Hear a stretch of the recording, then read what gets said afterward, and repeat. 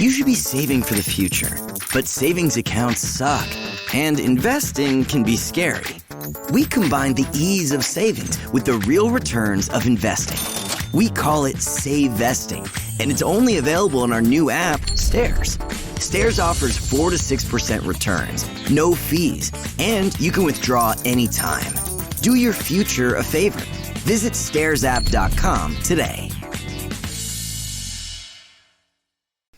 Welcome to the Boneyard with Steve Robertson. As always, I am your good friend and host, Steve Robertson, here on the Hump Day edition of the Yard. Another day closer to college football. Got some football tomorrow night. I don't even know who's playing. I'm an SEC guy all the way. There was a time I could watch any college football game on. Didn't matter who it was. Like early in the year, it's like I'm just so happy to see football. I'll watch whoever. You know, it could be Bug Tessel Tech versus Wesley College, and I'll watch it. But, my time is a little more constrained in many respects. I'm a little more limited these days. But, the reality of it is that when there's SEC football on, I try to tune in and watch. But the reality of this situation is we're getting down to the end of the year. You know, we're 7 games into our regular season slate, man. It feels like this thing just got started. We're 7 games in, running out of opportunities to make a difference. I would be remiss in the opening of this show if I didn't talk about Joe Lee Dunn. You know, word was passed yesterday that Coach Dunn had passed away. And here's the thing that I will offer to you. I wanted to interview him a couple of years ago for one of the books. I can't remember if it was Starkvilleans or for Alpha Dogs. I think it was Starkville. And I reached out to some mutual friends and said, hey, Steve, it's probably not the best of ideas. Coach really not in a good position right now, not really healthy. He's kind of dealing with some things. And so I was kind of told to kind of wait it out, but I kind of got the feeling then that I would never get that opportunity. And I regret that. I really do. I really regret I didn't get a chance to visit with Coach a little bit. I submit to you, Joe Lee Dunn is arguably the most popular coordinator that Mississippi State football has ever had, at least in the modern era. You could go back, I guess, maybe there were some popular coaches, there in the 60s. I know in baseball, we had Tom DeArmey, and he was incredibly popular with our fans and our students alike. But Joe Lee was kind of our identity, man. I mean, it's like Joe Lee put the teeth in the Bulldog bite. You guys remember what it was like in the late 90s, and, we were kind of limited at times offensively, but it was more fun to watch us play defense. And that's not necessarily a shot at the offense. We were so athletic and so aggressive and so innovative and so in your face defensively. Man, it was so much fun to watch because you just never expected us to get scored on. And Joe Lee Dunn is the architect of those defenses. He's the one that put together the 3-3-5, kind of running a stack 6. He was the first guy to do it. And, of course, it's been a little more modernized to kind of attack spread offenses. But, when Joe Lee was out there putting the nickel on the field, they were just so quick to the spot. I mean, a lot of people were running 1 and 2 tight end sets or running a fullback, and you just had more athleticism on the field. And I heard Gene Stallings break it down one day. He goes, here's the thing with Mississippi State. They got 11, you got 11. One of yours is a quarterback. So they got a guy that can come every play. They got a guy that they can blitz every single play. And so you never know where that guy's coming from. Is it going to be the outside backer? Is it going to be the corner? Is it going to be the nickel? You just never knew. And that's what made it so much fun. And so whenever we heard that Zach Arnett was coming back and that he ran, a similar scheme, and that Rocky Long, of course, kind of a disciple of the Joe Lee Dunn tree, it kind of reminds us of all that stuff. And so it's really sad that he's passed away. And, of course, with all the things that happened, when Jackie, in the end of his tenure here, had to make some difficult changes, Joe Lee was one of them. But it doesn't change his legacy here. Now, I think everybody would tell you that Joe Lee's best years as a college football coach are right here in Starkville, Mississippi. The sockless wonder, Joe Lee Dunn. I can still see him on the sidelines, with his hands out in front of like a book, calling plays. And people used to say, well, everybody's kind of picked up on his signals, and maybe they did. Maybe they did. But I know this, Joe Lee Dunn is a beloved figure in the maroon and white circles, and was part of some of our greatest teams. So many great memories because of the Joe Lee Dunn defense. And, of course, he had some great staff members as well that did a great job kind of recruiting and implementing his vision. But Joe Lee was the guy.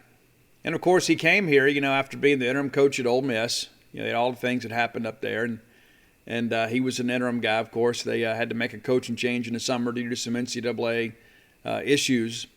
And nobody expected Joe Lee to stay. I mean, it was kind of, I guess it was kind of like a Matt Luke situation, but really what a Matt Luke situation probably should have been in many respects. It's just that Joe Lee was just a guy to get him through the season. And so once we get him, it was beneficial for a lot of reasons because, number one, he was a great coordinator, but also, too, he kind of knew the lay of the land up there a little bit, kind of knew how to recruit against them. And so he was a valuable member of our staff. And I know there's some Ole Miss people, too, think a lot of Joe Lee done, too, because Joe Lee was there, kind of doing his best to help them through a difficult situation. I think in many respects, Joe Lee Dunn's together is widely respected in this state. There are a lot of guys that coach on one side of this rivalry or another, and they kind of become enemies.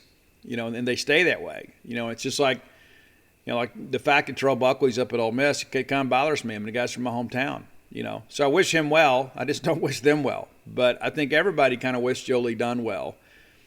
And even after it was all said and done, I don't think there's anybody that looks back in hindsight and has any bitterness about Joe Lee. And that's the legacy to leave, isn't it?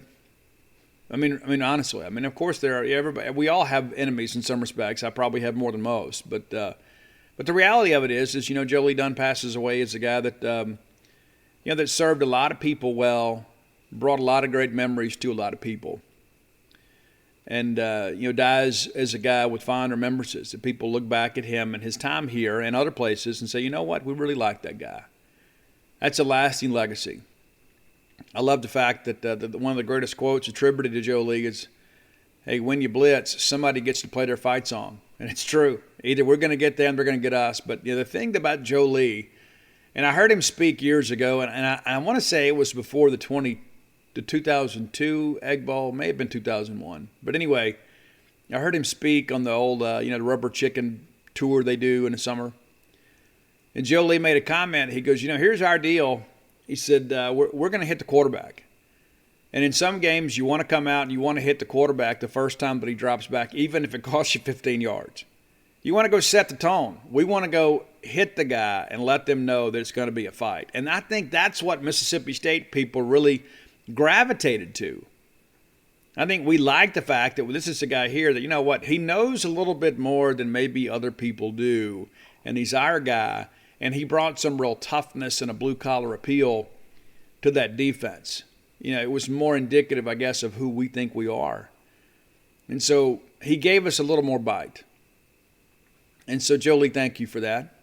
And our thoughts and prayers go out to your family and your players and all the people that you loved and had a chance to sow some seeds into their lives. And I was reading with a great interest Cornell Menifee. Let me see if I can't pull this up. Cornell Menifee and I are friends on Facebook. And he shared some things about Joe Lee today. And I don't think he would mind if I shared them with you because he put them out on a public forum. So let me pull those things up, and I'm going to share them with you. I think it's important. Cornell Menifee, of course, just a tremendous player for Mississippi State. Just a guy that, it was just, again, one of those guys, too, that, there were so many stars on the team, that maybe he didn't get the acclaim that maybe he deserved, But the reality of it is he was a star on a star-studded defense. So here's one of the things that he shared, and I think it's outstanding. He goes, waking up to hear that Coach Dunn has passed. He might have called me every name but Cornell for about 2 years, but I love playing for him. I still remember him putting on tape the night before we played Arkansas in Little Rock. And he had about 5 minutes of me getting ragdolled for my sophomore year just out of the blue. After about 2 or 3 minutes of that, I'd seen enough. I think I cussed everybody in the room out, but I was so ready to play on Saturday I couldn't see straight. I was ready to hit anything in a white shirt that day. That's just pretty cool right there. That's a good story. He comes back a little bit later.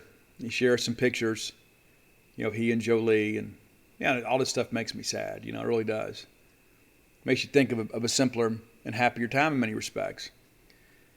And so there's a picture of Joe Lee kind of having an animated conversation with Cornell, who wore number 40. And he says, hey, can you tell me who was supposed to blitz Peel 40? Not the conversation you wanted to be having with Joe Lee. When I saw those hands up, followed by get over here, I knew it was about to be a problem. LOL, Rip Coach. Pretty awesome, man. I'm so glad that we crossed paths with a guy like Jolie Dunn. I mean, honestly. I mean, there's just been so many coaches over the years that have come through here. And, when you work in our profession, I mean, you establish some sense of a personal relationship with a lot of these people. And he's a guy that I wish that I would have known better because of how much he means to all of us. You know what I'm saying? I mean, they all come through and we all appreciate their contributions to Mississippi State sports. We do.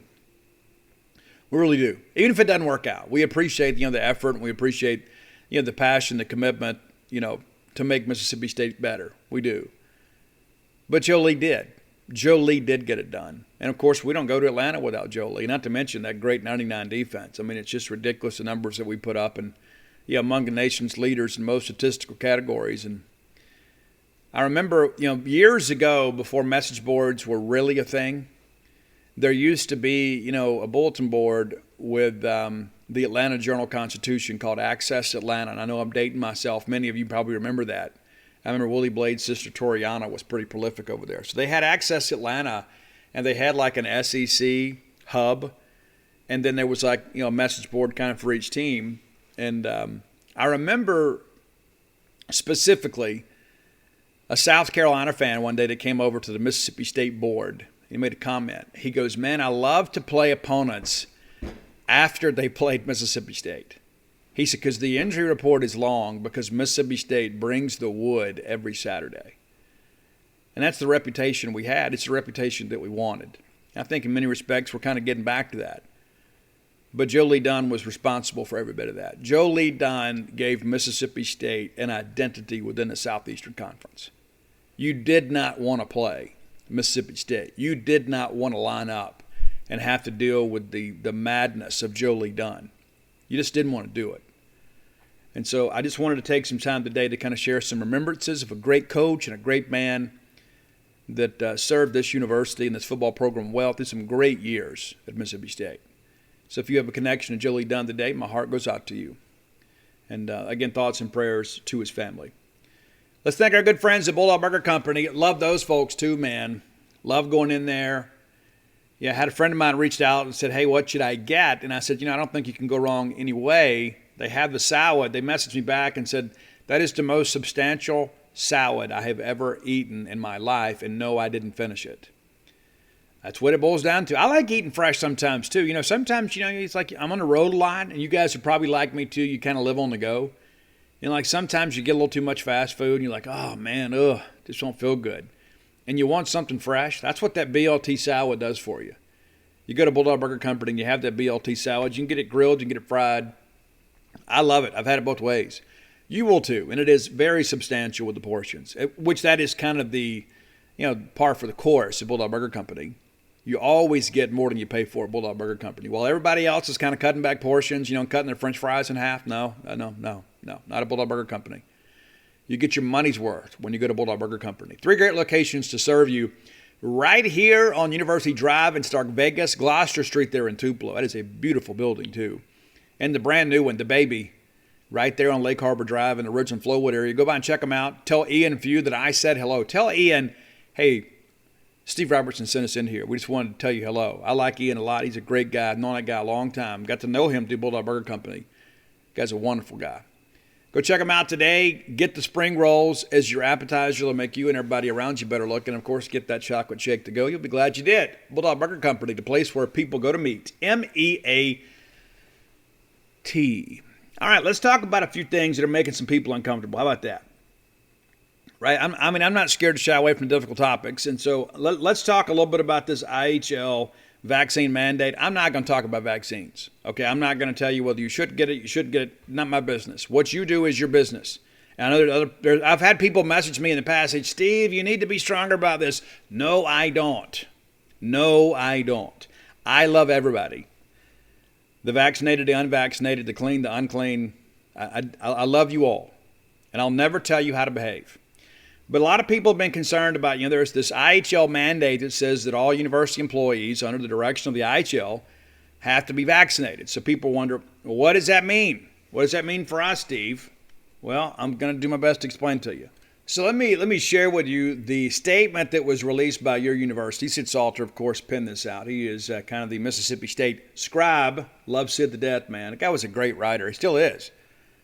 But he was the guy in the state of Mississippi, whether you like politics or not. You read Sid Salter's columns. But Sid shares this statement a couple days ago. Mississippi State University is complying with a resolution passed today on October 25th by the Board of Trustees of State Institutions of Higher Learning related to President Joe Biden's Executive Order 14042. The IHL resolution requires all employees of Mississippi's public universities to be fully vaccinated by December 8th, as mandated by the presidential order, or obtain an approved exemption. Now, I don't know what the approved exemptions could be. That could be any number of things. It could be a medical issue. Don't know. Absolutely don't. I'm not even going to speculate about that, but there are some exceptions. In a statement released after the Board of Trustees decision, Mississippi State President Mark Keenum said Mississippi State University is governed by the Board of Trustees of State Institutions of Higher Learning, as are all of our state's public universities. The board must comply with all state and federal laws and guidelines, including presidential executive orders from the White House. Therefore, the board's resolution today, October 25th, that mandates university employees in the state be fully vaccinated is the direct result of President Biden's executive order and its stipulation that federal contractors be vaccinated. As a National Science Foundation Top 100 research university, Mississippi State has extensive contracts with the federal government and partnerships with many federal agencies that are affected by President Biden's order. MSU will comply with this directive from the Board of Trustees, as we do with all of the board's guidance. We are beginning the process notifying employees of the federal vaccine requirement, as well as the exemptions available to them under the law for which they may be eligible. And again, I am not aware of what those exemptions may be. So what does that mean? Well, it sounds pretty cut and dry. So the first thing that everybody their minds go to is, well, what about our football staff? Well, here, I'll be honest with you, I don't know who's vaccinated and who's not. I don't know. That information is not made available to us and probably shouldn't be. And one could argue as, well, they're state employees, we have a right to know. I guess maybe you could make that situation, but since it's a health record, I don't know if you can get anywhere with that. But I don't know. Now, I would suspect, and call it a somewhat educated guess, I would suspect that the overwhelming majority of your coaching staff is vaccinated. I would suspect that. Now, I know that the overwhelming majority of your football players are also reportedly vaccinated. They're also not state-funded employees. But do you remember we had all the deal beginning of the year where, if you didn't meet the threshold or whatever, there's all this stuff about if you get a certain threshold, then you don't have to deal with contract tracing, that sort of stuff. And so that's the whole deal. If you're vaccinated, you're not subject to contact tracing. But the reality of that is that, that doesn't mean that you're exempt from getting sick at some point. But the main thing on everybody's mind is, well, what's going on with Mike Leach? Well, I'll be honest with you. My honest opinion, and this is just my opinion, just based on his behavior and based on what he did, I believe Coach is probably vaccinated. And again, it's not my business and what happens in his personal life, but the fact that we cover Mississippi State, I know it's something that's on your mind. Because here's what I would go back to. This summer, Coach traveled extensively internationally. He did. And there are a lot of guidelines that go along with that. My daughter Audrey, traveled a good bit too during the summer, and I know that she had to have, some COVID testing, and that eventually you had to have proof of vaccine and that sort of stuff. And so, I would suspect it may not be the issue that some people suggest it would be. But at the end of the day, I don't expect this to be an issue for Mississippi State come December. I just don't. I don't expect this to be an issue at all. I know many of you maybe you're not wringing your hands about it yet, but as the message board chatter kind of ratchets up in the weeks ahead as we get closer to December 8th, there are going to be people out there, oh, this is going to happen, and they're going to have to do this, and Mike Leach is going to have to leave. I don't believe any of that's true. I absolutely don't believe that that's going to be an issue for us.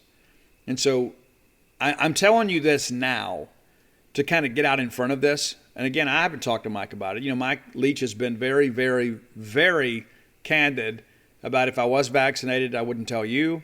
I can't remember which one of our reporters asked that earlier in the year. But he goes, hey, Coach, are you vaccinated or whatever? And he said, no. I have no comment on that. And if I was or I wasn't, I wouldn't tell you. And again, it's his business. But I think there is an expectation among the fan base to say, hey, we don't want to have to make a coaching change. We don't want to have to deal with all this. We got 2 years invested in this, and we're just beginning to kind of see, some progress being made. The foundation's poured. So let's kind of get in a situation where we can start reaping the benefits of this, only to have to make a coaching change. Because everybody brings up the whole thing what happened at Washington State. They just fired their football coach mid-year. And that's weird to me, too. It's really weird to me that they couldn't work out some type of an extension to at least get through the season. I mean, why would you do that? Why would you put, a state institution and one of their primary fundraisers in such a bad situation? We couldn't wait 6 weeks to do that. It didn't make a lot of sense to me. But again, it's not my business. I don't cover them. I don't have a vested interest in Washington State. But that has been brought up. A lot of people say, well, and here's the thing too. That guy wasn't on Mike Leach's staff. He was in Hawaii. So there's not a connection between the two. The only correlation is the fact that the two of them actually were head coaches at Washington State. But a lot of people point to that and say, hey, that could be an issue. And so, again, I just tell you, I don't expect this to be an issue. And that's really as far as I want to take it today. I don't expect it to be an issue. I know some people there are some of you that are involved in the little smack groups between the State and Ole Miss fans. And, of course, they're going to have their sources and try to goad you and all this kind of stuff. And I'm just telling you, I don't think it's going to be an issue. And so I just want you to relax a little bit, enjoy college football season. And I'm confident there are going to be tons of legal challenges to all this between now and December 8th. And I just don't think any of that's going to involve Mike Leach. I just think it's all going to be okay. And if I didn't believe that, I would tell you. I think you guys know me well enough to know. If I was concerned about this, I would tell you. I'd say, guys, I'm really worried about this, and I think this is going to be an issue. And all of a sudden, that becomes another black cloud in the backdrop. I just don't think, based on observing Leach in the places that he's gone and the trips that he's taken in recent months, I just don't think it's going to be the issue.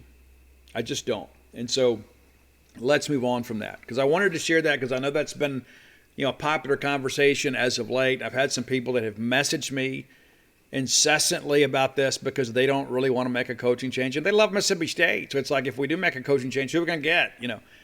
Everybody relax. We're not going to have a coaching change, barring something totally unforeseen. And if we do, it ain't going to be because of something like this. And so I just shared that with you because I think it's important. Let's go ahead and kind of get that out there. And number one, what Mike Leach's vaccination status is really not our business. But at the same time, too, he is our football coach, and there is an expectation for him to be here kind of moving forward. And so I just want to tell you this so you can relax and maybe take a deep breath, and let's just kind of get back on beating Kentucky. I don't think we should invest any emotional energy in any of this. Again, I just think everybody needs to relax a little bit and kind of be optimistic and positive.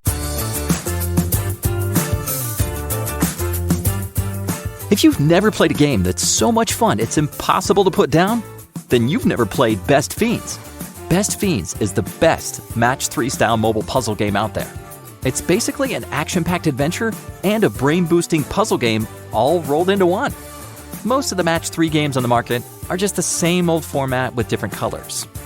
And maybe cookies instead of candies. But Best Fiends is different. You play through an actual storyline, complete with adorable collectible characters called Fiends. As you get further along in the game, you'll watch your Fiends grow from wee baby versions of themselves into full-grown characters. The more you play, the more powerful and helpful your Fiends become. So if you're tired of crushing the same old candy, give Best Fiends a try. Download Best Fiends free today on the App Store or Google Play. Play Best Fiends. Download free. It's going to be okay. It's going to be okay. All right. A couple other things that I want to talk about today. We don't talk about injuries at Mississippi State. We don't. I know at some other schools they do. We don't talk about Mississippi State injuries. You and I can talk about them, but the university's not going to talk about them. When Joe Mordhead was here, he would give us a little information, but it was always more of a, well, he's got an upper body, a lower body, questionable, doubtful. My attitude about that's always been, I just want to know who's out. At the same time, too, if I'm coaching, I don't want you to know who's out. I might pull a Booby Miles with you. I might have him dress and stand out there as a decoy on the sidelines, and you never know when I'm going to put him in. I'm going to make you prepare for him, because I think if you release that information, like, okay, well, he's not going to play. But I might make you think that this guy's going to play, and I'm going to practice somebody else, and we're going to put in some new wrinkles, and you're going to get out there and be totally unprepared. So I think you can use the injury report as a competitive advantage. I know a lot of people are frustrated. So I just want to know, why do we really need to know? That's one of the things that I get back to you all the time. If a guy's out for the year, we want to break the news. We want to share it with you. Even though it's bad news, it's newsworthy. But at the same time, too, it's like I begin to look at the little the chess match behind the scenes, with coaches. It's like you put some things out there sometimes, just for this very reason. You see, people forget when Mike Leach was at Oklahoma, they're walking off the field, and I can't remember which game it was, and he had somebody drop a play sheet. Just left it out there. And the opponents got, maybe in Oklahoma State. Well, they go grab it up, and they think, oh, my gosh, we've got their play sheet. So they go kind of change their defense, and they get ready to go play Mike Leach in Oklahoma. And they're thinking, we know their plays. And they even had the script of like what they were going to call, when they were going to call it. And, of course, they were completely unaware. And the whole thing was a ruse that Mike Leach had put together. And so they got there and just absolutely jump on them, and the game is basically over. They were completely unprepared. And so if you don't think that Mike Leach would have a red herring out there, you're kind of kidding yourself a little bit. So here's the deal with Kentucky. I transcribed the Mark Stoops press conference on Tuesday, and that's usually a feature we run on Tuesdays. Leach, we got Mondays with Mike, and so we kind of run all that stuff on Monday. I come back on Tuesday. Sometimes some of our coaches around the league, like Clark Lee of Vanderbilt, he does his weekly presser on Tuesdays. But Mark Stoops did his on Monday. Shared that on Gene's page. It is always a free article. If you're not reading Gene's page, what are you doing with life? Go to genespage.com. And we have a ton of free content. If you want to see the VIP stuff, you can jump on board there. Very, very inexpensive. You'll be glad you did. Join the discussion over at genespage.com. But there are some injuries to report at Kentucky. And Stoops, not really specific in a lot of the stuff. But so Josh Ali was their top returning wide receiver. He has missed the last 2 games. There is a possibility that he will play this week. Now, in Ali's absence, they have just taken that one wide receiver spot off the field, and they have run some more 2 tight end sets to kind of get the ground game going, kind of establish themselves a little bit. Now, what's interesting, too, is Isaiah Cummings, one of those 2 tight ends, is also injured. He got hurt in their last game against University of Georgia and did not practice last week. And he is will probably be a game-time decision this week. He was in a sling all week last week with an arm injury, and then they'll see how things go. Stoops said that's a kind of to-be-determined type deal, which tells me they'll just kind of see what he can do. So does that mean if Ali can play, that they go back to a 1 tight set? If Ali can't play, they stick with 2. And so it gives you something else to think about. Again, kind of that little cat and mouse game. You got to prepare for all of it. Marquand McCall has also missed the last 2 weeks. He's a big drain plug in the middle. They believe he's going to try to give it a go this week. But Ali and McCall both are kind of like to be determined. Every bit of that. It's just kind of like, all right, let's just kind of see what happens as we move forward. But they're banged up a little bit. Now, their best pass rusher, Oxendine, torn meniscus out for the year. People keep asking about him, but when you have a torn meniscus and you have to have a surgical procedure, it's difficult to come back in the same year. Then that guy is a monster, an absolute monster. I'm glad we're not going to play him. And I understand Tudor's another guy that's so banged up on the defensive line, and so it's like this is a banged-up group kind of up front. And so if you lose your best defensive end, your best pass rusher, you lose your best interior defensive lineman, and even if he does play, he's not 100%, and then apparently there's another guy that is kind of working through some things too. Everybody's banged up this time of year, but it does sound like the Kentucky front has had some issues. Also, third-team running back Juton Mclean also slowed with injury. And so interesting things to share with you guys, and I think it's always important, once we get that information to kind of share that with you. We're going to break down Kentucky after the top 10 list, but I just kind of wanted to share with you some things that I learned listening to the Stoops press conference. And I like Mark Stoops. I really do. I mean, I don't think that Mark Stoops is a great coach, but he has done a great job at the University of Kentucky. I don't think there's any question. Now, they're an also-ran type team. In many respects, they're kind of a parallel program to us at times. Like, hey, you get in a good ball game, and every so often you break through and you get in a great Florida game and you feel good about life, but they've never really challenged for the East. This year has been one of their better teams, and we've had some of their good teams come in here and they have lost a lot of ball games. As mentioned on Monday's show, They have not won in Starkville since 2008, and it took a missed field goal and a missed extra point in order for them to do so. They beat us 14-13. And there's a story I'll share with you about that too. That and maybe we'll save that now. I'll just tell you now. So after we lose that ball game, Greg Byrne was our athletic director at the time. And so we lose the ball game, and we're really up against it. It's going to be difficult for us to get bowl eligible.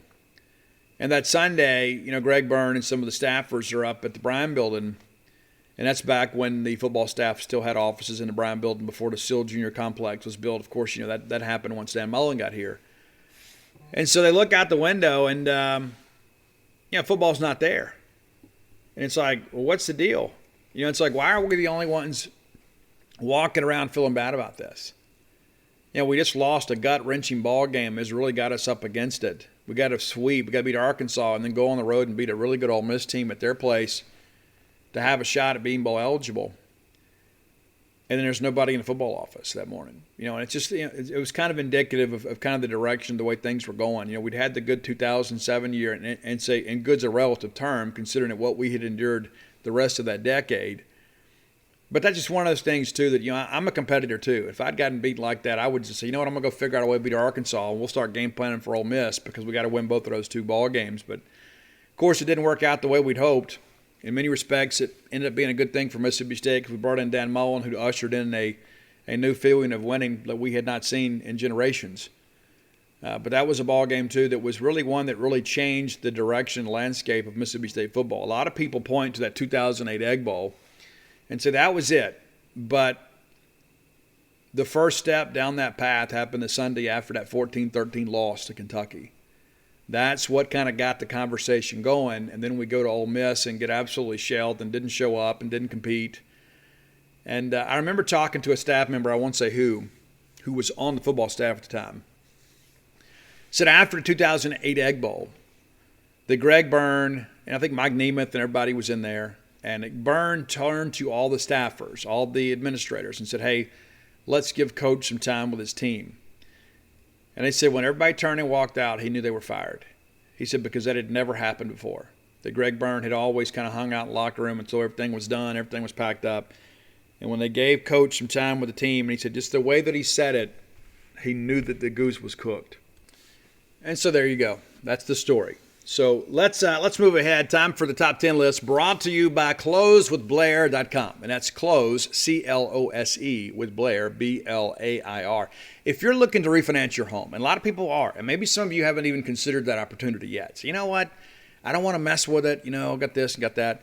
Sometimes many of you are paying prime mortgage insurance. They make you pay that until you've got 20% of the equity built up in the home, or 20% of it, you got 20% of your equity paid in, whether you be with the down payment or whatever. They make you pay that money, and basically you're just giving money away. It's just a way for them to make money on you, and you get nothing from it. There's no benefit to you whatsoever to pay PMI insurance. None. The insurance is for them, and you're paying the premium on it. It's a racket. You maybe have the opportunity to get out of that by refining your home, which would lower your payments. Maybe you've got some equity built up in the home. Maybe you got things to pay for. Maybe you've got a girl getting married in Trinidad and Tobago or something, and you got to pay for that. Dad, maybe you've got some debts you want to consolidate. Maybe you ran off a bunch of credit cards during the quarantine because you weren't able to work, or perhaps business wasn't very good. Get your money working for you. Get you out of that hole. Reach out to Blair at closewithblair.com. And if you mention the Boneyard to him, and some of you have, and thanks for doing that because you're actually doing all of us a favor. You're letting Blair know that his advertisements work. You're also letting me know that because he always messages me and says, hey, got another loan today, thanks to you. It's really thanks to you guys. But you mentioned to him that you heard about this ad on the Boneyard. He's going to pay for your appraisal. That's a big deal, man. There's a lot of fees that go along with buying a home, refining a home, adding a second mortgage, getting a HELOC, all that stuff. It's about a $500 to $600 value. So let me encourage you, when you talk to Blair, tell him that you're a Boneyard listener, and that'll save you some cash. Let me give you Blair's phone number, just between us girls, right? So Blair, good friend of mine, been in the business 21 years, top 1%, close ratio. You know what I'm talking about. The guy's a winner, and you want to do business with people that win because you want to win, right? So hitch your wagon to the Blair Chandler Express by calling or texting today at 601-500-2344. Again, that's 601-500-2344. And that's his personal cell number, guys.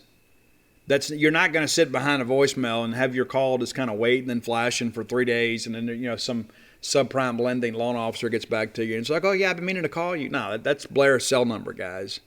That's a real deal.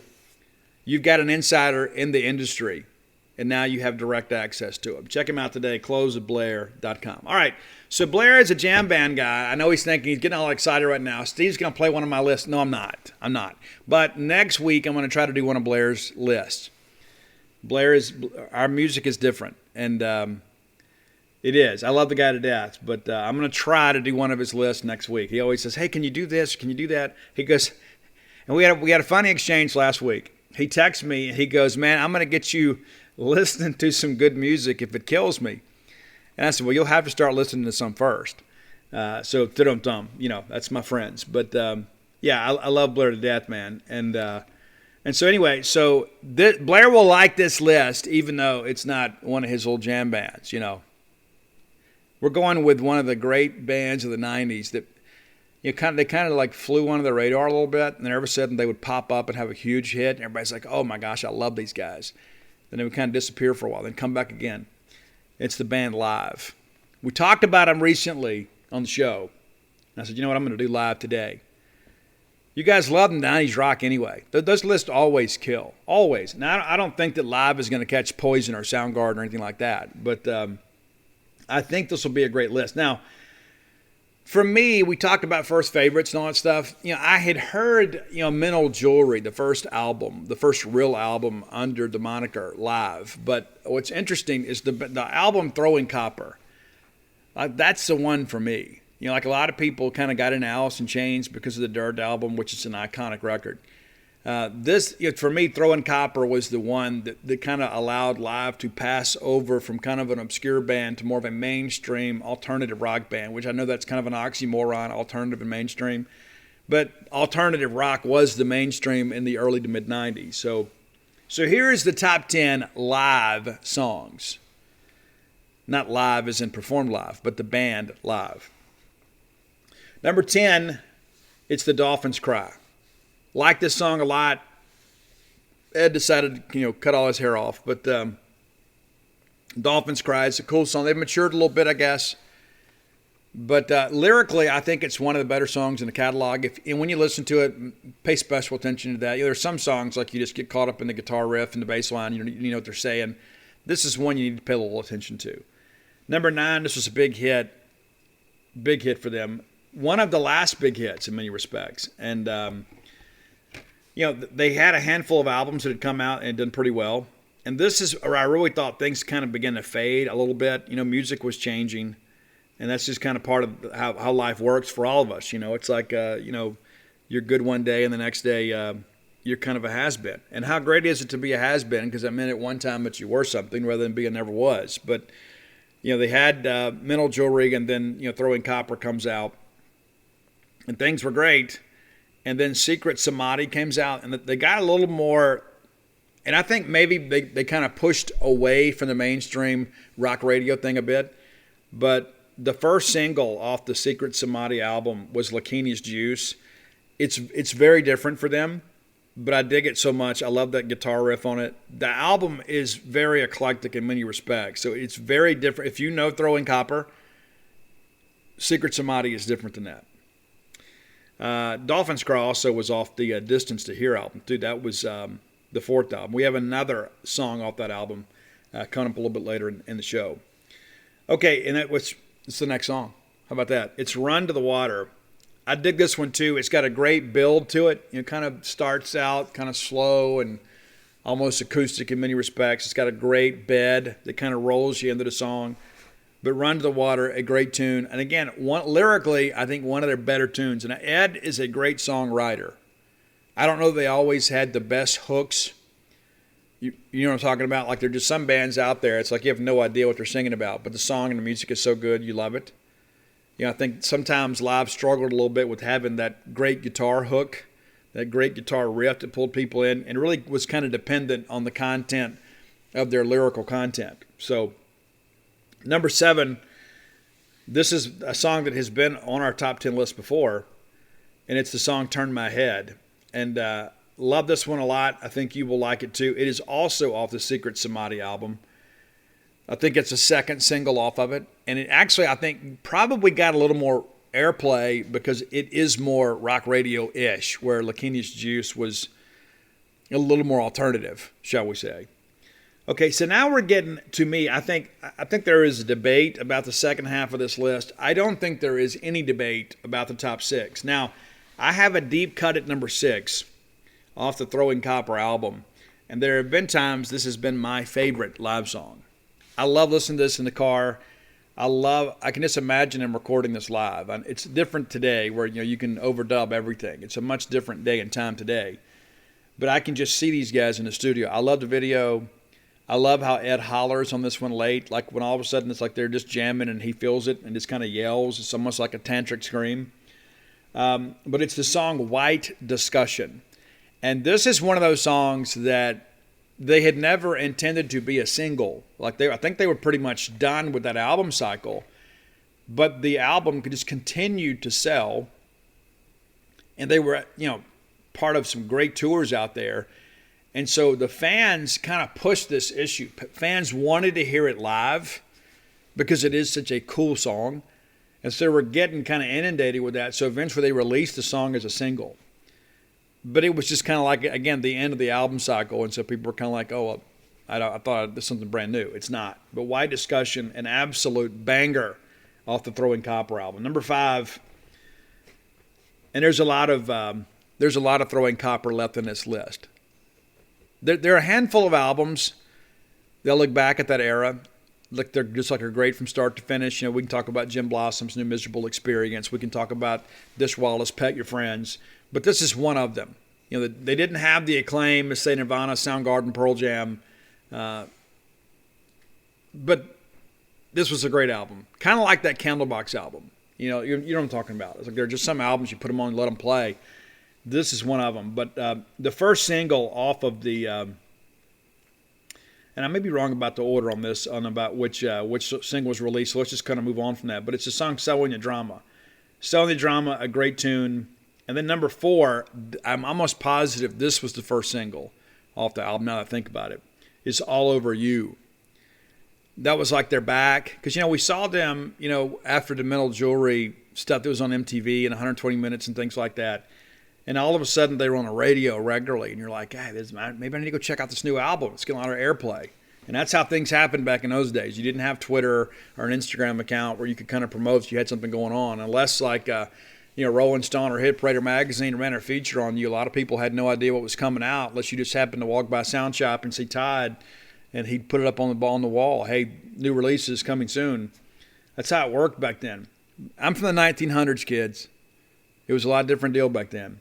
But All Over You was killer. Number 3, the one that started it all for them, off Metal Jewelry, and this is a great song, and it's Pain Lies on the Riverside.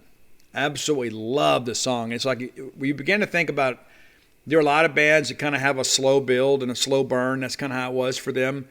But they hit the ground, man, with a shot. And that Pain Lies on the Riverside, it's like you hear it one time and you turn around and it's everywhere. I mean, we're hanging out at Tal's Dart Bar, shooting pool. It's on the PA. You're riding to Cloverleaf Mall and then bang, it's on the radio. You pass somebody at a red light, they're listening to it. It's like this song went from being completely unknown to being everywhere. And it really opened up some doors for them. Again, Pain Lies on the Riverside, number 2. Number 3. So the last 2, the second one actually has a real personal connection for me. I shared with you guys during the Goo Goo Dolls list, back when MTV used to play music, I used to watch it regularly because I'm a music guy. So I would watch MTV until it was time to watch football. And then I'd go back and watch MTV. That's what I did. That's what everybody did. And so when Audrey was born, the Goo Goo Dolls were on TV, and the song Iris was played. And I've always said that's kind of like her Indian name. And so I can say that because my children are part Choctaw. So, but nevertheless, when Ani was born, the song that was on MTV at the moment of his birth was Lightning Crashes by Live. And I've always told him that. The song's always had special meaning to me and to him. And it is something that I look back, and I'm really glad that music was a part of all that. And so there you go, lightning crashes. And it's so ironic, too, because, we had some difficulty having kids, man. We did in the beginning. And I was just so grateful to be a dad and to have a healthy child. And so it was kind of a spiritual moment for me and, for him, too. And I've learned so much in life by being a parent. You know what I'm saying? And those of you that are parents, you understand, especially if your kids get a little bit older. I think you learn that your legacy as a person and what you leave behind is your children. It's like the wisdom that you impart and the things that you share with them. But I have learned as much from being their dad as they've learned from me. I've learned a lot about life just by being a parent. And so been very, very fortunate, very blessed in many respects. But number one for me, and to me, it's not close. And many of you will disagree. But to me, it's I Alone. That is one of those songs. I can put it on at any time, and it doesn't matter what kind of mood I'm in, and it kind of takes me back. It takes me back to that moment. I remember being as a kid, man, just yelling this thing out in my living room, about, how many times have we've been in these situations, where it's like you're starting a new relationship or whatever, and you're trying to get the other person to understand that your feelings are genuine and you're authentic and well-intended in all things you do, and that you're not just some dude, That's what that song reminds me of. I alone love you. That's what it's about. And at the end of the day, that's all there really is in life. I wrote about this last night, and I want to spend a lot of time talking about this because I might get emotional. But so we found out over the weekend that our next door neighbor died that I had in Baton Rouge. There was a kid that I remember the very first day we moved into our house there on Baton Rouge off Old Hammond Highway. Like the very first day, a kid comes over. I got a kid, whatever. And so this kid comes over. He's a couple years older than I am. Well, they got to be buddies. That's what happens. You grow up in a neighborhood, and the kids in the neighborhood become your friends. They ride bikes with you, and they spend the night. Man, this kid spent about 100 nights at my house over the years, and he was one of those kids, man, and just didn't have a lot going for him in life. He lived with his grandparents, and parents didn't have a lot to do with him. They had some issues of their own.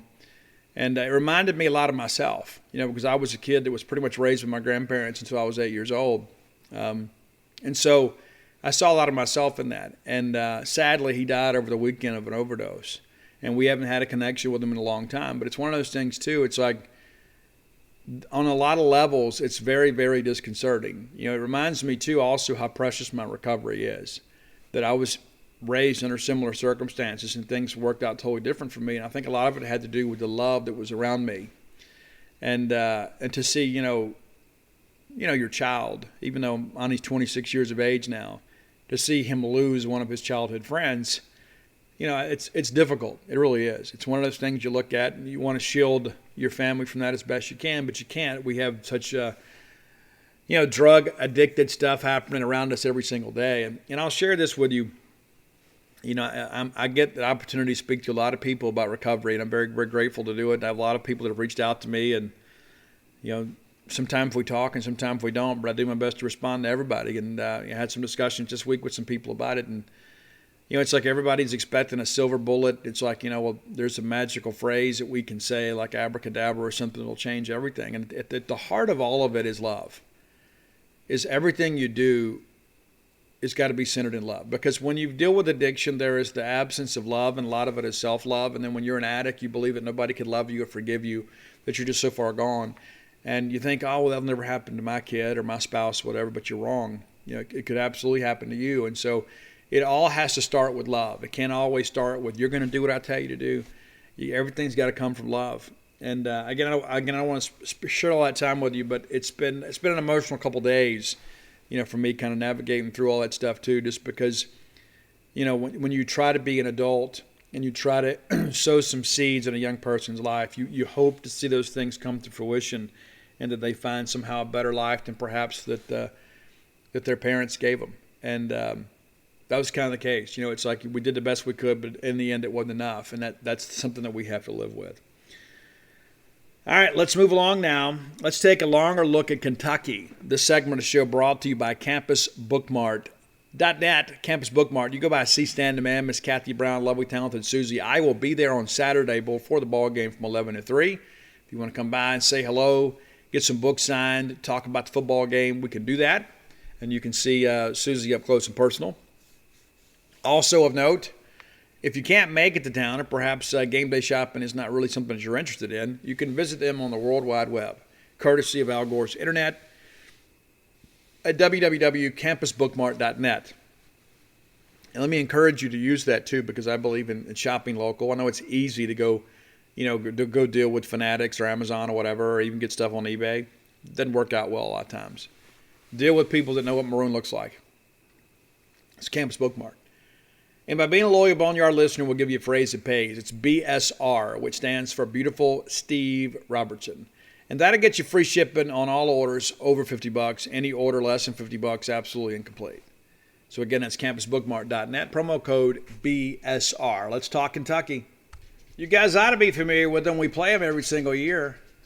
Right? You know what I'm saying? It's like we absolutely are going to see Kentucky every year. 6-1 on the year. They opened the year with the 45-10 win over Louisiana Monroe. 35-28 winners at home at Kroger Field over Missouri. Really, really close ball game. Kentucky got ahead early, and Missouri just couldn't dig themselves out of the hole. They survive a scare to UT Chattanooga at home, 28-23. Of course, it took a pick six, put that game away. And then a 16-10 win at South Carolina. And then a 2013 win over Florida. And you recall they had to block a field goal and return that. Really provided the margin of victory there. And then they just drill Louisiana State 42-21. They finally lose 2 weeks ago to Georgia 30-13. So it has been a good year. And it has been a better year than I expected, because I'll be honest with you, I thought they would lose to Missouri, Florida, and LSU. I did. But they haven't. Now, they have not been flashy. Really, there's only been a couple of games they've really put some things together offensively, and that was against LSU, who was really beat up and basically had quit. So what a mess LSU is, right? But outside of that, this is a team that has some confidence. You're thinking, hey, we can win the slugfest. We can win the grinded out game. We can make these things happen. So let's get a little closer look at them. Kentucky averaging 28.43 points a ball game. Giving up right at 20. Just over 19 points a game. Pretty interesting. And, of course, when you begin to kind of work that through, the math certainly favors them. And some of it's skewed by the fact that they played Louisiana Monroe. But they're a grinded-out type team for sure. They're not a team that blows a lot of people out. The LSU game kind of is the outlier there. They have been a pretty balanced offense. 70 rushing first downs, 64 passing, and 11 of them by penalty. Pretty balanced. Now, what's interesting, they've been pretty salty against the run. They've allowed just 43 first downs on the ground, but 75 through the air. And I don't know if you know this, we like to throw the football. We do. They have run for 1,457 yards, and I guess when the net is 1,336. From 1,336 yards. They've allowed 834. On the passing side of things, this is kind of interesting. Now, granted, they've been ahead in some ball games. Some teams have had to kind of play from behind. So they're going to throw the ball a little bit more. But Kentucky, 184. This is really weird how they have this thing set up. 123 of 184 with 6 interceptions, 13 touchdowns. The net is 1,378 yards passing. On the other side of things, 143 to 222. So opponents have completed a pretty good clip, and only threw the 3 picks. Opponents are throwing for more yardage, 201 to 196, and also the net yards to date through the air, Kentucky's allowed 1,412. So they've given up more yards throwing than they've generated by their own offense. That's just kind of a point to ponder. Now, what's interesting, too, you're kind of looking at how these things play out. Kentucky is one of those teams, too. It seems like they get a little separation because of the running game. They can kind of shorten the game on you a little bit. That's what State has to avoid. Got to make sure that we're doing a good job with that in every respect. Getting a little deeper here, and we'll get into some kicking numbers. We talked about that last week with Vanderbilt, that Tulu would get a chance to bring one out, and he did get the one out to the 35. Didn't have, the great big return, but we did have a chance to utilize him more as a weapon. Opponents, 8 of 9 in field goal attempts against Kentucky. The one miss was the block. Kentucky, 4 of 6 on the year. So if it comes down to a field goal, maybe that factors in. I don't know. They have not attempted an onside kick on the year. They're a team, too, that has not been heavily penalized. Just 37 yards per game, penalty-wise. So that'll be rather interesting to kind of see how that plays out, too. We've got to be more disciplined. We are a team that commits a lot of penalties. We've got to do better. Third down offensively, they're converting at a 45.68 clip, and then 50% on third down. They have fumbled 15 times. That's pretty crazy to think about, right? They fumbled 15 times, recovered 9 of them. So they've lost just 6. But they're putting the ball on the ground. They've allowed 14 sacks, and they've generated 13. And those are decent numbers at this point. And we're going to give up more sacks because we throw up more than everybody else. But very interesting. When they get in the red zone, they score 23 of 26 on the year. 20 of those have been touchdowns. So that's interesting. Now, what's on the flip side of it is when you get in the red zone on them, you score 2. 18 of 19. 13 of those 18 touchdowns. So they are susceptible to giving up some points in the red zone if you can get there. If you can get there. All right, let's look at some individual numbers. So Cavassier Smoke, it seems like we have avoided him every year, it seems. It's like either he doesn't play or he does play and he's not 100%. He's expected to play. And a really good player, too. Chris Rodriguez, though, is the kind of the straw that stirs the drink up there. 127 carries for 781 yards. And in all those 127 carries, he's lost 6 yards. It's a guy that runs with a forward lean. I like this kid. He doesn't get enough hype. This guy can really play. We're going to have to stop him to win the football game. 5 touchdowns on the year, averaging 6.1 yards a carry. 110 yards per game, nearly 111. Smoke, again, great compliment back, and 50 carries for him on the year with a net of 277. Got 1 touchdown, averaging just under 40 yards per game. I mentioned Juton Mclean earlier. He's only played in 3 games this year. Kind of like, in many respects, like a J.J. Jernigan. He gets some carries, but not a whole lot. Wan'Dale Robinson, it's a guy they utilize, too, in the running game. He is arguably their most explosive receiver when Josh Ali is on the shelf. Wan'Dale Robinson's having a good year for them. 5 carries for him, 84 yards. 64 is the long there. They like to bring him some on the little jet sweeps and that sort of stuff. So Will Levis is a guy, and I talked to Chrissy Freud about him yesterday. You guys know Chrissy from SI. She really keeps up with quarterbacks. And so I asked her a little bit about Will, and I said, I don't really know a lot about him other than he came from Penn State. We played the lion position, as she explained to me, which is exactly the same role that Tommy Stevens played at Penn State, which, of course, kind of necessitated his transfer. He wanted to be the quarterback. And so that's what Will is. And so he is a guy that can and will run the football. Got 175 yards this year on 50 carries and 3 touchdowns. Averaging just 3.5 yards a carry at a long of 33. But is maybe not a plus runner, but he's also a guy that you can dial up some stuff for, that you can run some plays through him, some design quarterback runs. On the year, there have been 123 passes thrown for Kentucky, and Levis has thrown 119 of them. He's taken just about every snap. There's only one game in this year that they got the backup quarterback in, and that's Bo Allen. But Will, 7 games played, 119 of 177, 6 interceptions, 13 touchdowns. We touched on that. 67% completion percentage, averaging right at 190 yards per game. So who are his targets of choice, Steve? Well, Wan'Dale Robinson. We expected a big year from him and Josh Ali, and of course Josh has been on the shelf a little bit. Even though Josh Ali hadn't played the last 2 ball games, he's still second on the team in catches with 17. But Wan'Dale Robinson, 49 grabs, 566 yards, 5 touchdowns, and maybe some of that too is a byproduct of Josh Ali, because everybody knew that Josh is a guy that's very explosive. But they're scheming some things up, and they're getting Wan'Dale involved and averaging right at 80 yards a game.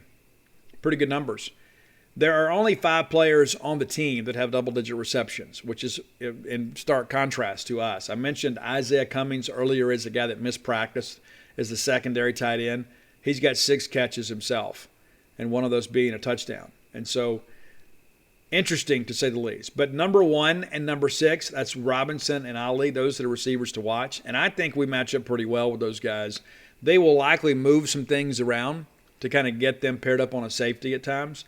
But I think we are good enough at the nickel and at the corner position to run with these guys. But I think Wan'Dale Robinson's had a breakout year. And is a guy, because you got to figure, even if Ali plays, he's not going to be 100%, right? Even if he plays, he's not going to be 100%. But Wan'Dale Robinson, number one, is a real dude. He's a guy that if you miss a tackle with him, it's a touchdown. 5'11", 185, guy that really does some great things with the ball in his hands. And Josh Ali, has had a really good year this year, but just has not been healthy. Not the biggest guy, 6 foot, around 200 pounds. So they're one of those quick rather than fast type groups. They've got some guys that can get in space and get open. How we defense them will be awfully interesting. We'll look at some defensive numbers, and I want to go back and look at last year's game for just a few minutes. DeAndre Square, it seems like he has been at Kentucky forever. And maybe it's just me, but that guy has been one of the better linebackers in this league for an extended period of time. He leads them in tackles again this year with 49, 7.5 TFLs, 3 sacks, which, believe it or not, is second on the team. And this is a team that doesn't get a lot of sacks.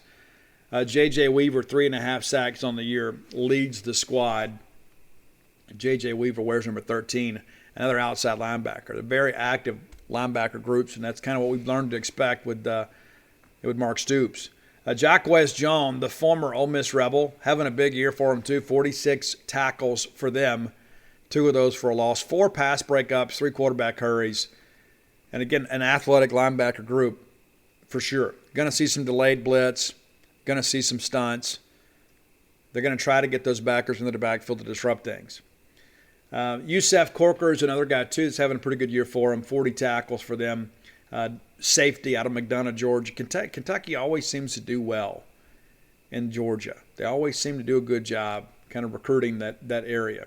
So that's kind of where things sit right now. We mentioned Octavius Oxendine. 3.5 tackles for loss, 2 sacks, played just 6 games, but not expected to play, this week. And so we'll see how things progress. But I did want to go back and look at last year's game. I know we don't want to, but we're going to. It was painful to sit there and watch that, because it's like you feel like we're the better team. And I still contend to you we were. We didn't play like it. We had more talent. Kentucky finishes the year 5-6 last year, and I would venture to say that, the win over us and win over Tennessee probably the highlight of our season.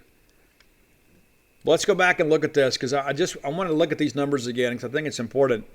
It was a 0-0 ball game after 1, and it seemed like neither team could kind of get things going. I go back and I look at some of these numbers. It's like they get their first drive together and then end up punting, and we're at the 5. It's like we fought field position all night long. We get nothing done on the first drive. Come back again. We get a stop, and then they're punt again, and we're down at the 11. So, again, we're backed up in our own territory. Tucker Day gets a nice punt for us. So we flip the field finally late in the first quarter. We think, okay, we're good to go. And then we give up a couple first down. I guess we give up a first down. And then they get off like a 57-yard punt and kind of take it back. Austin Williams brings it back out there and then gets it out to the 38. You're thinking, okay, we got a shot here. We put together a great drive to end the quarter. We get to the Kentucky side of the field. And again, defensively, we played pretty well. We finally kind of gotten out of the shadow of our own goalpost. Well, and we end up missing the field goal, a 56-yarder. Kentucky takes over.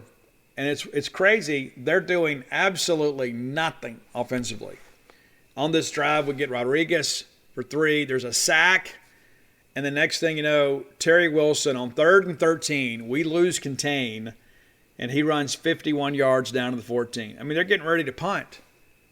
And Terry Wilson gets loose, and then it leads to a touchdown for them. And you're thinking, okay, we're going to be all right. We're good.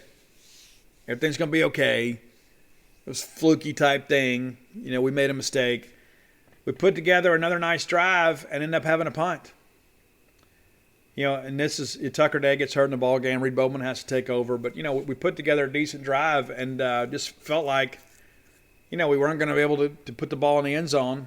and we end up having a punt. We get all the way out to near midfield, and we punt. We got them backed up, and then we get a 3 and out. And we got a chance before the half. We're thinking, okay, if we can just find a way to kind of pull in here, even at the half on the road, we got to feel pretty good about life. Well, what do? We throw a pick six. We're at their 20, guys. It's 2nd and 5 at their 20. And we throw a pick six. I take that back. He was Javonte Payton, ran him down and tackled him at the 2. But essentially, we gift them a touchdown, made it 14-0. And that's how close this ball game was. They didn't play well. We just played worse. One bad break on defense and then a pick, a stupid pick. It's a 14-0 game, and it still felt like we were okay. It still felt like we had a shot. Because, again, we give the defense a short end of the field. It's a 2-yard line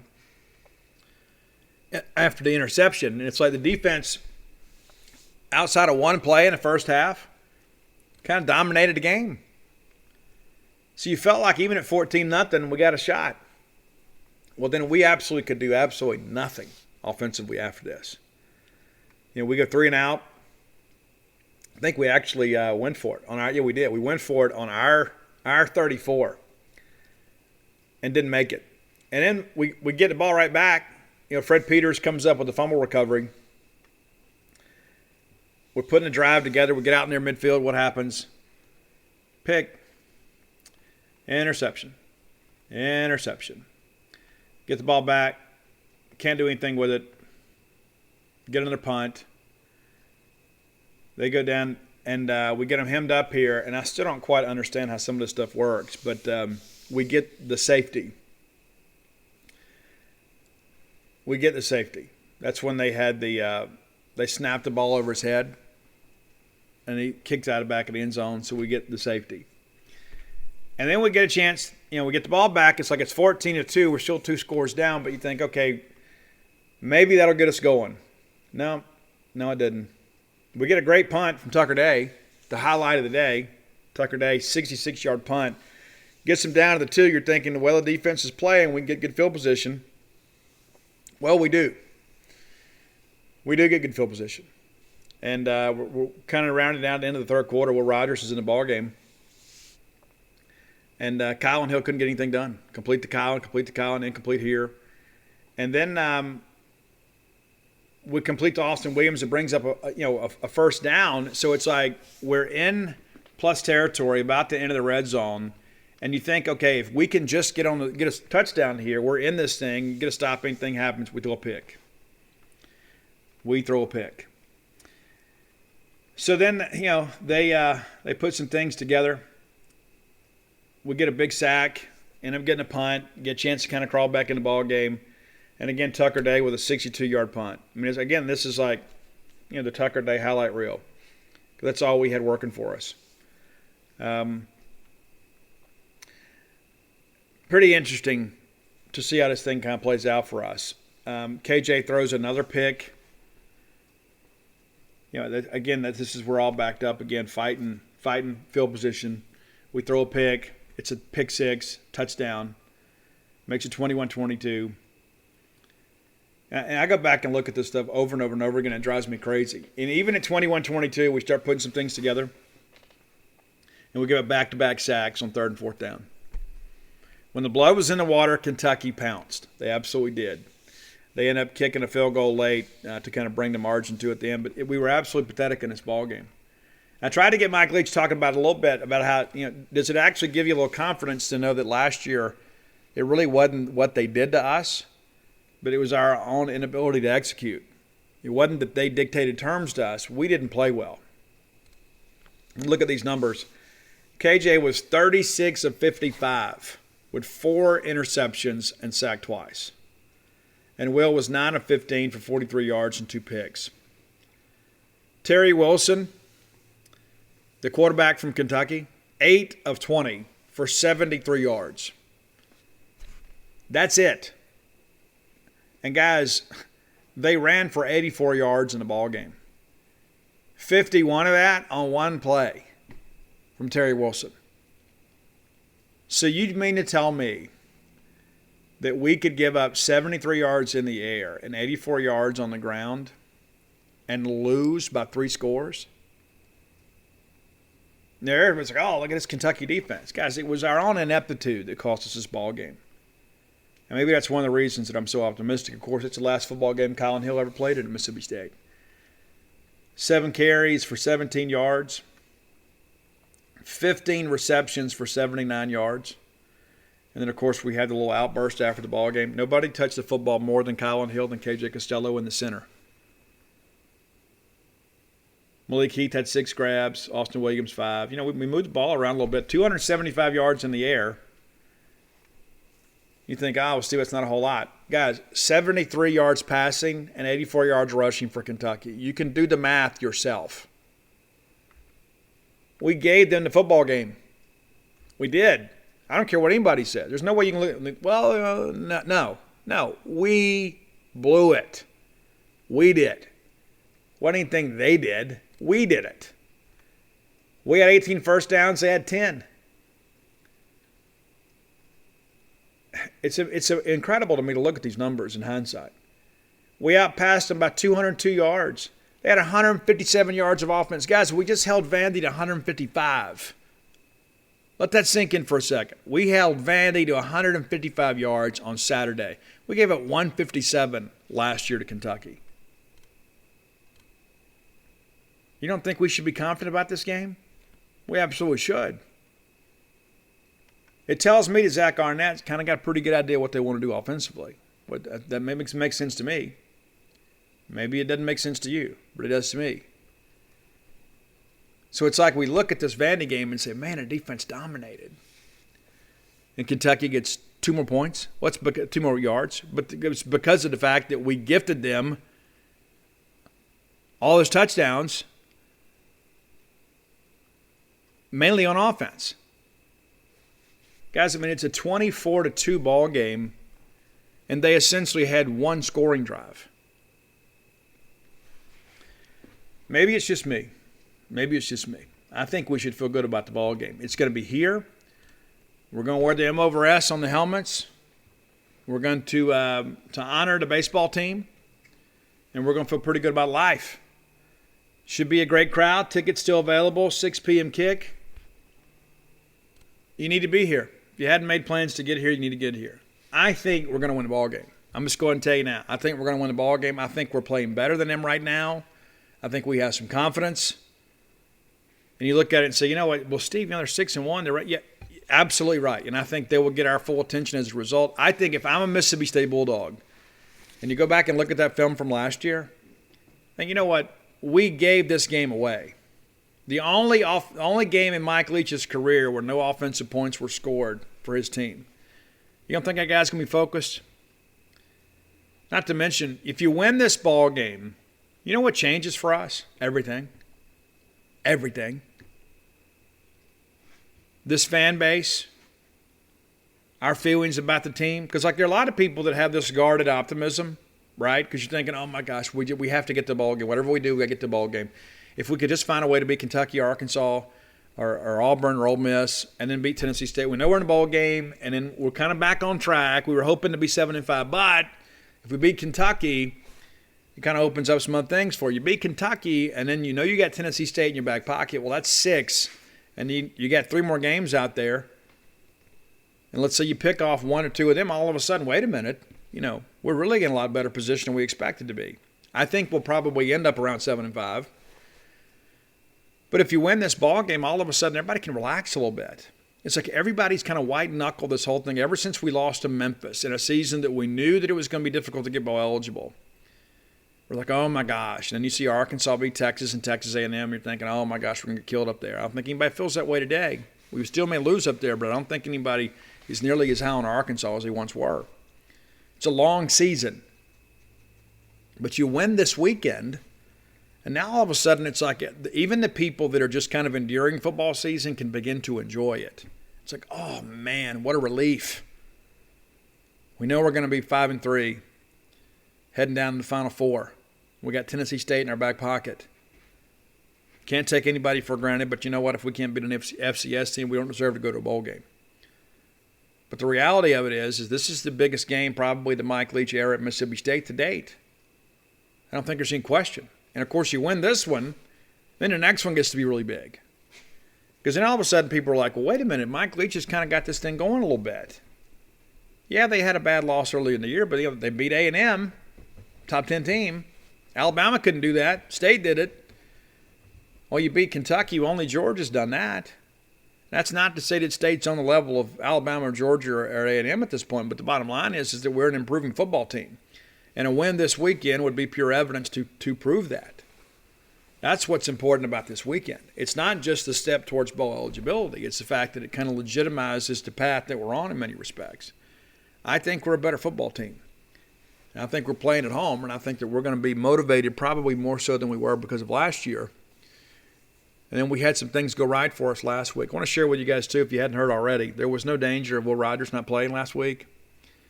Did my best to kind of share with you as things developed. Will's fine. And then a lot of the things that have kind of been rumored about his shoulder are incorrect. And so I want to make sure that I've read the stuff on social media, message boards, and, it's not what people have kind of suggested that it would be. I think you saw last week, Will was maybe not quite 100%. Will was still really good. I think Will Rogers can have a big game this week. I really do. I really think he has a chance to have a big game. We'll come back on Friday and preview the rest of the weekend. Really, really slim pickings on the schedule this week. It's 4 games. I don't like that. Somebody screwed up somewhere. Final segment of the show brought to you by your friends at Portico. Brooks Bryan, Diamond Dog, and a guy that loves Starkville. Part of a great group of people that have brought this wonderful residential development to our neck of the woods. Starkville's a great place to live. Portico is showing you that there are great places to live within the great place of Starkville. I'm going to encourage you to go check them out. Portico is a great and wonderful place. Very easy to find. You come off of 82 on the 12 like you're going to campus. Your very first right is Pat Station Road. Pass over Old West Point Road, and boom, there you are, Portico. Go check it out yourself. Now, if you're looking to move now, Portico is probably not going to have a spot for you because Phase 1's all sold out. Phase 2, there are 3 lots sold. There are building plans already picked out. Those homes are going to be built. So that's the thing, kind of the benefit for you now is say, you know what, Steve, we didn't expect to spend Christmas in a new house anyway because the kids are still in school. Well, then you can be a part of this building process. Portico's got that great walking trail, 1.1 miles from campus, easy access to everywhere you want to get in Starkville. And you're on the best side of campus, the quiet side, right? And that's why people move to Starkville, right? To be close to Mississippi State. You can be right there. Right there. Let me give you Brooks' phone number. I think it's important that you have it. Brooks is an outstanding friend. He'll be your friend too. Give Brooks a call, 601-416-8075. Again, 601-416-8075. You'll be glad you did, man. If I was moving to Starkville now, I would move to Portico. There's no question about it. I'd want to be closer to campus.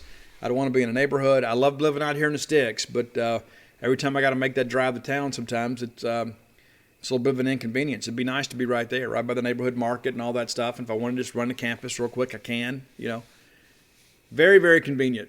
Very, very convenient. Whether it be your primary residence or a ball game weekend retreat or perhaps an investment property, make Portico your next move.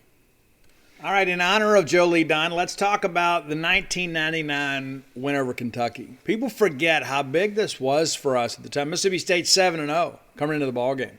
A lot of people were kind of doubting Mississippi State. Kentucky was rolling. How Mommy had the air raid rolling. And they had beaten us in 98. You remember we went over to Lexington, and that's the year we win the West, and we should have beaten Kentucky, but give Tim Couch some credit.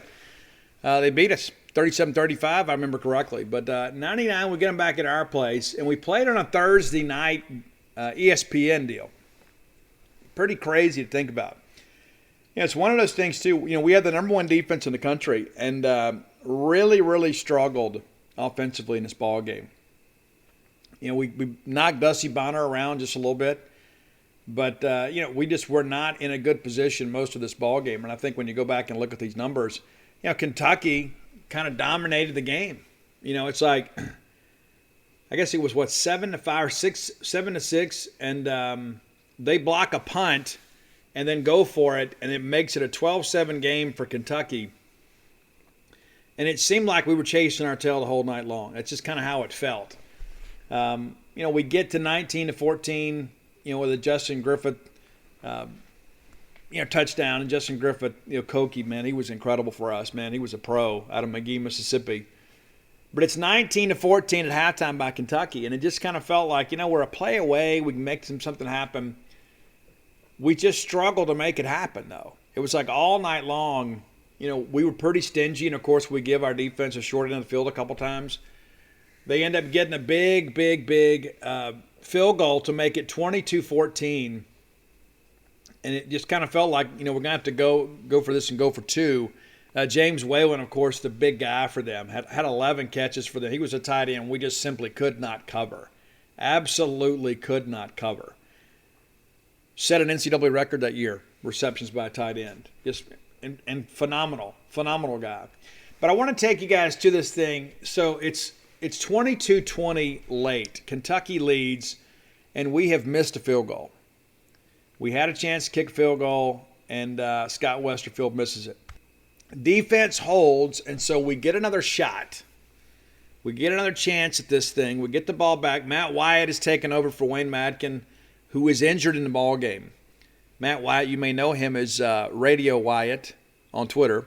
That's right. He actually was a quarterback, and a good one, out of Prattville, Alabama. Matt's a great guy and a great friend, man. Love Matt to death. So we get the ball with 1:30 to go at our own 20. Matt's out there, and of course, Matt had let us back late in the ball game to beat Auburn, and so he was. It wasn't that he was unfamiliar about these situations whatsoever. Madkin was a starter, but we'd had some games that year where Wayne had been a little bit ineffective, and Matt had come in, and so we come in right at the gate, and we're complete to Terrell Grendel, and then a lot of that is erased. It's like there's a 5-yard game, but Kelvin Love is flagged for a hold, so they back us up 10, makes it 1st and 15. And rather than panic, we go right back to Kelvin. For a 20-yard gain, it makes it 1st and 10 at the state 40. We're working the sidelines here, and the clock is a real issue. We only have one timeout left. We're wanting to save that for the field goal attempt. So we're working sidelines. We check it down to Koki, who gets 5 yards and gets out of bounds. We go back to Kelvin on the next play. Kelvin Love, too, people forget this. I believe he played at Kahoma. I think he was a quarterback at Kahoma, but he was one of those guys who was an athlete playing quarterback. We should have redshirted him in 98, and we absolutely should have. If he'd been back in 2000, I think maybe we win the West. But the reality of it is Kelvin was a senior this year and was a freak of an athlete with a great catch radius and could really run a little bit. To be honest with you, like when you see Caleb Ducking running on the field out there, it looks a lot like Kelvin Love. Similar build. Kelvin obviously a little more accomplished at this point in his career. But so we're looking for Kelvin, and they hit him late. We're basically kind of running the comeback concept there. And Matt puts it on him, but they just unload on Kelvin. Gives us a first down. It's a PI. And obviously stops the clock. We move the chains. And so now we're in plus territory. And then it's 6 yards complete to Koki, and he's tackled in bounds. We have to burn the final timeout. Brings up obviously a 2nd and 4 from there for 35. And we're right there on the edge of Scott Westerfield's range, but you're beginning to think, we need to find a way to get a little bit closer here. And so we throw it to Kelvin again on an out, and it should have been an unsportsmanlike conduct penalty or personal foul penalty. Kelvin kind of toe taps and gets out of bounds and gets absolutely unloaded on the sidelines. We get the first down at their 24 with 37 seconds left, and you're thinking, okay, we have clearly got it here. Let's just be smart. We don't have any timeouts left. And I don't know what we called here. I don't know if it was just a bad read or was a bad play call or what happened. But we throw the football to Matt Butler out on the left side. We've been working the right sideline, and he is basically underneath there in cloud coverage. There's 2 Kentucky defenders, and they're narrowing down on him. They're going to tackle him in bounds. And Matt Butler, who was pretty highly recruited, didn't have a great career here at Mississippi State, and obviously catch the big touchdown pass against Auburn, really kind of came into his own as a senior. Matt Butler makes a real heady play here. As he is going down, he purposely throws the ball out of bounds. It's incredible to think about that, right? Because, if you fumble the ball out of bounds, the clock stops. And well, anyway, so in the middle of all of this, we get a chance to get the kick team ready. So we got Westerfield and everybody there together because, once they mark the penalty off, they're going to be able to start the clock on the ready. And so they back us up. The clock stops, obviously, while all this craziness is going on. And so Westerfield and them run out there, and the clock's ticking down. He had plenty of time, though. I think 22 seconds is when they got out there and got on the field. And then Westerfield rips the 45-yard field goal. It sells to the uprights, with 5 seconds to go. And that became the reality of that season. We always just simply found a way to win. We still had to kick off, and then Dusty Bonner and him kind of attempt. We have the little pooch kick there, and Eugene Clinton picks the ball off to kind of remove all doubt in the ball game. But it was a good Kentucky team, and we were a great Mississippi State team, and a team that just simply found a way. In the postgame, Scott Westerfield said, I had to redeem myself. The first one, I kind of hooked it a little bit. That's the one he missed in the fourth quarter. I knew we were going to need the kick at the end, so I was just glad I could go in there and do my job. Pretty interesting. Jackie says, when you miss a field goal and then have a chance to win a game and come back, it's a must. You got to make this one. It says a lot about him. Every week, you say your heart can't take much more of this, but you keep winning and your heart just keeps pumping. We talked this week about continuing to play for 60 minutes. The mistakes we made were early in the ball game, and he's correct about that. But on that final drive, Matt Wyatt, your favorite radio personality, Matt Wyatt, 5 of 6 for 53 yards, takes us all the way down the field, and we get the game-winning field goal. And there's a video out there you can find that called The Year of the Comeback, and this game is highlighted on there. We were 8-0. A lot of people didn't believe in us. We still were a good team. Of course, we go to Alabama and we lose in a very competitive ball game against them. But, this was a big one for us. And because of the fact it was on national TV, it was the only game in town, a lot of people paid attention to us. And Mississippi State kind of became a very trendy pick among a lot of people. In the postgame, Hal Mumme said, I'm extremely disappointed we didn't make simple plays. We should have won this game. And you know what, Hal, maybe you should have. I think we could make an argument, too. You didn't even belong in a ball game. Because of the fact State made some mistakes early on. We miss a field goal, we have a punt block and that sort of stuff. And next thing you know, we've basically gifted you 10 points there. We were ranked number 1 in the country in defense. We held Kentucky to 176 yards. 176. And Hal Mumme said they should have won the ball game. And according to the numbers here, that's 226 less than their season average. They led the SEC. So you had the nation's best defense against the SEC's most prolific offense. Mississippi State found a way to do it. Entering the ball game, State was allowing just 202 yards a game. What's interesting, too, in this ball game, we talk about making simple mistakes. Mississippi State had 19 penalties for 143 yards. 19. Bottom line is that State won. State found a way to win this ball game. It was an ugly game in many respects. It was a grinded-out game. It wasn't a finesse game. We made it kind of a street fight, which is what we were good at. And that's kind of how I see this game a little bit, too. It's interesting now that Hal Mumme, of course, him and Mike Leach, kind of the innovators of the air raid. Now we're running the air raid and then running the Joe Lee Dunn caliber type defense. And then now we're getting ready to play Kentucky. And I submit to you the same thing I said earlier in the show. We blew it up there last year. I believe that your Bulldogs are going to come out and be ready to play in this ball game. And I think a lot of it's because of you. They want to come out there and play good in front of the home crowd. And also, too, we had a good offensive showing last weekend. We had a couple passes we wish we had back. Obviously, we had some protection issues. But all in all, it went pretty well. And you say, well, Steve, it's Vanderbilt. Yeah, that's true. It's going to be a much better team this week, and we're going to need a much better effort. But I honestly think if we can match what we showed there in the second half against Kentucky, I think we can win this ball game. I don't think Kentucky is a team, like if we break through a little bit, like if we score in the high 20s, we're winning a football game. I don't think they're going to be able to consistently do that. And I think they're going to try to do some design quarterback runs, probably similar to what Louisiana Tech did. Do some zone read type stuff with Levis to try to get him in space and make us burn a little bit. I suspect that'll be the case. We have to stop the run, slow Rodriguez down. We did a good job of that last year, even though we lost the ball game. We did a good job of balling Rodriguez up. So we got to be able to do that and put the game in his lap. I believe we're going to win the football game. We'll talk more about that on Friday. I just think in many respects, Kentucky is Not even as good as that 99 team that we had because we were so good defensively, but there were a lot of people that looked at that 99 team and said, are they really that good? I think people look at Kentucky kind of the same way. Are they really that good? And I think in many respects, they're a team like that 99 team that has found a way to win. But when they get into a ball game where they can't dictate terms, they lose. And that's what you saw with, with Georgia. But they're going to be a confident team. They're going to come in here thinking, you know what, we won this game last year. We did not allow an offensive point. And so defensively, we feel like we can play at that same level. So I expect it to be a very dirty, grinded out, in-your-face, eye-gouging type ball game. But I think in the end, having this game at home will make all the difference. If you hadn't done so, go to dogpilethebook.com. Pre-order Dogpile. While you're there, you can get signed and personalized copies of Flim Flam, Stark Villains, and Alpha Dogs. If you're looking for Blooms of Oleander, you can find that at AmazonBooksAMillion.com or BarnesandNoble.com, or you can order it through your local bookstore. Still getting a lot of questions about Starkville and shirts and hoodies. This is hoodie weather. I love getting hoodies. I got a new one that I'm going to break out Saturday for the game. Can't wait to wear it. One of West Hollywood's great bands of the 80s. Looking forward to wearing that. But you can get a Stark Villain hoodie today by going to starkvillains.com. I'd encourage you to do so.